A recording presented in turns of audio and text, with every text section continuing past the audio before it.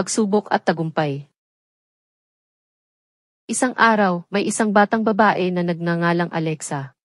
Siya ay isang mabait at mapagmahal na anak, kaibigan at kapitbahay.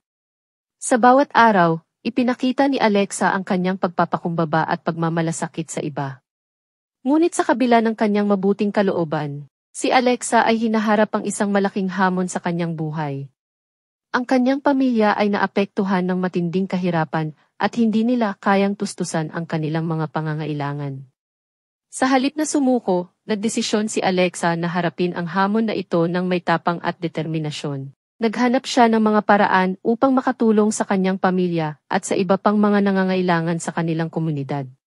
Nag-organisa si Alexa ng mga fundraising events at nagsagawa ng mga outreach programs upang makalikom ng mga donasyon at tulong pinansyal. Sa pamamagitan ng kanyang sipag at pagtutulungan ng mga kaibigan at kapitbahay, nakapagpatayo sila ng isang maliit na negosyo na nagbibigay ng trabaho at kabuhayan sa kanilang komunidad. Sa paglipas ng panahon, ang negosyo ni Alexa ay lumago at nagtagumpay. Sa halip na gamitin ang kanyang tagumpay para sa sarili, nagpasya si Alexa na magpatuloy sa pagtulong sa iba.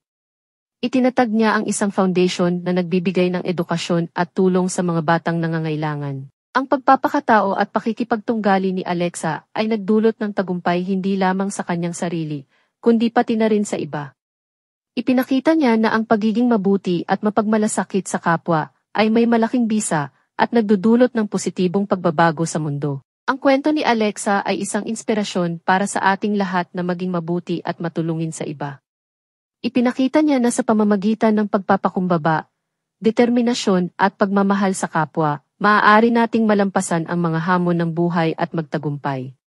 Napakahusay ng kwento ni Alexa. Ito ay isang paalala sa atin na ang pagpapakatao at pagmamalasakit sa iba ay mahalaga sa ating paglalakbay sa buhay. Mayroon ka bang iba pang mga kwento o karanasan na gusto mong ibahagi?